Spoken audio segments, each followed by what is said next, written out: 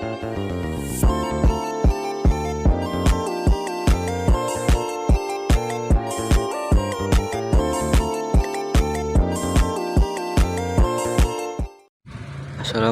warahmatullahi wabarakatuh. Perkenalkan, nama saya Muhammad Ardiansyah.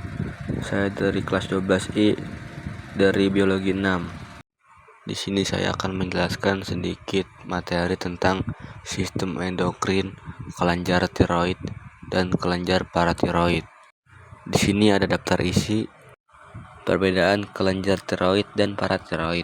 Kelenjar tiroid dan paratiroid termasuk dalam sistem endokrin yang bertugas untuk menjadi metabolisme tubuh. Kelenjar tiroid memiliki bentuk seperti kupu-kupu yang terletak di depan trakea, tepatnya di bawah jakun.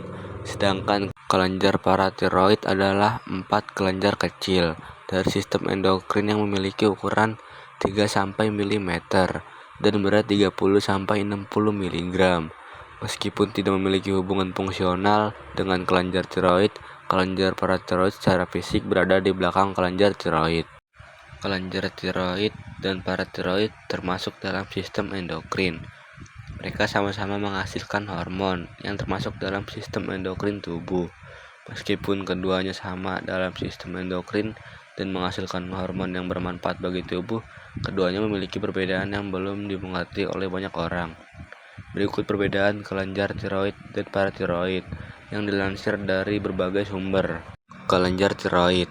Kelenjar tiroid adalah bagian dari sistem endokrin yang berfungsi mengontrol metabolisme tubuh dan memproduksi energi untuk melakukan aktivitas. Dua hormon yang diproduksi oleh kelenjar tiroid adalah triiodothyronin atau T3 dan tiroksin atau T4. Hormon tersebut berperan penting untuk mengatur tekanan darah, suhu tubuh, jantung, pencernaan, kadar kolesterol, berat badan, siklus menstruasi, otot, dan juga saraf. Kelenjar tiroid menggunakan yodium dari makanan yang Anda makan dan akan menggabungkannya dengan asam amino untuk menghasilkan hormon triiodothyronin dan hormon tiroksin. Kelenjar tiroid terdiri dari 2 lobus, yaitu lobus kiri dan kanan. Kedua lobus tersebut membuat kelenjar tiroid nampak seperti kupu-kupu. Kelenjar tiroid terdiri dari struktur yang dikenal sebagai folikel dan mengandung zat lengkap bernama koloid. Setiap folikel dalam kelenjar tiroid dikelilingi oleh lapisan sel epitel. Disitulah produksi hormon tiroid terjadi. Regulasi kelenjar tiroid. Proses hormon endokrin dari kelenjar tiroid dikendalikan oleh mekanisme umpan balik negatif yang melibatkan hipotalamus dan kelenjar hipofisis anterior otak. Jika tubuh mengalami penurunan kadar triiodothyronin dan tiroksin dalam plasma darah, maka hipotalamus akan menerima sinyal untuk mengeluarkan hormon pelepas tirotropin atau TRH. Hormon tersebut kemudian akan mengaktifkan kelenjar hipofisis anterior untuk melepaskan hormon perangsang tiroid atau TSH yang dikirim dan masuk ke kelenjar tiroid. Hormon TSH akan merangsang kelenjar tiroid untuk memproduksi hormon triiodothyronin dan tiroksin. Gangguan kelenjar tiroid. Gangguan kelenjar tiroid bisa menyebabkan seseorang mengalami hipotiroidisme atau hipertiroidisme. Hipotiroidisme adalah ketika Anda memiliki terlalu sedikit hormon tiroid. Kondisi tersebut bisa menyebabkan beberapa gejala seperti merasa kedinginan, penambahan berat badan, dan laju metabolisme yang lambat. Selanjutnya, hipertiroidisme adalah ketika Anda memiliki terlalu banyak hormon tiroid. Kondisi tersebut akan membuat kerja metabolisme tubuh menjadi cepat sehingga penderitanya cenderung merasa kepanasan atau berat badan menurun. Di sini ada gambarnya. Kepadatan tulang melemah akibat kelenjar paratiroid yang terlalu aktif. Paratiroid. Kelenjar paratiroid merupakan 4 kelenjar kecil yang letaknya ada di belakang kelenjar tiroid.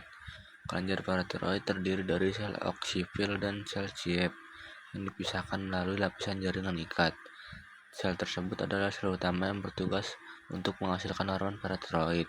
Sebelum dilepaskan ke dalam aliran darah, hormon PTH yang diproduksi akan bertugas untuk mengatur kadar kalsium dalam aliran darah. Regulasi paratiroid. Proses sekresi hormon paratiroid sebagian besar dikendalikan oleh kadar kalsium yang ada dalam aliran darah. Ketika kadar kalsium dalam darah terlalu rendah, sel-sel paratiroid akan membuat lebih banyak hormon paratiroid. Setelah hormon paratiroid dilepaskan ke dalam darah, mereka akan bertugas untuk meningkatkan jumlah kalsium dalam darah. Sebaliknya, ketika kadar kalsium dalam darah terlalu tinggi, sel-sel paratiroid akan membuat lebih sedikit hormon paratiroid atau berhenti membuatnya. Gangguan paratiroid. Kelenjar paratiroid yang terlalu aktif dapat menyebabkan hiperparatiroidisme. Gangguan ini akan menyebabkan jumlah kalsium yang berlebihan. Selain itu, masalah lain yang timbul akan membuat kepadatan tulang melemah, sehingga orang tersebut rentan mengalami patah tulang. Selain itu, gangguan paratiroid juga dapat memberikan efek negatif pada sistem saraf Anda. Ketika kelenjar paratiroid terlalu sedikit aktif, dapat menyebabkan hiperparatiroidisme. Gangguan tersebut memiliki efek buruk pada sistem saraf dan dapat menyebabkan kejang otot. Dan kali ini kita akan membahas tentang pembentukan hormon tiroid. Nah, sebelumnya kita akan melihat secara histologi kelenjar tiroid ini. Kelenjar tiroid ini dia itu terdiri atas sel-sel folikel. Sel folikel ini dia itu mengelilingi sebuah koloid. Nah, di antara sel folikel-folikel ini itu terdapat suatu sel yang bersitoplasma putih ya. Yaitu adalah sel C atau biasa disebut dengan sel parafolikular. Nah, sel folikel ini dia itu berfungsi untuk memproduksi hormon T3 dan T4 atau disebut hormon tiroid. Kemudian sel C ini dia itu untuk produksi kalsitonin. Kemudian koloid ini dia itu tempat penyimpanan sementara. Kemudian dia juga sebagai bahan baku hormon tiroid. Nah, kandungan utama dari koloid ini itu adalah molekul triglobulin. Kesimpulan, untuk menjaga kelenjar endokrin tetap berfungsi dengan baik, Anda dapat menerapkan pola hidup sehat dan rutin melakukan medical check-up secara berkala. Sekian, terima kasih.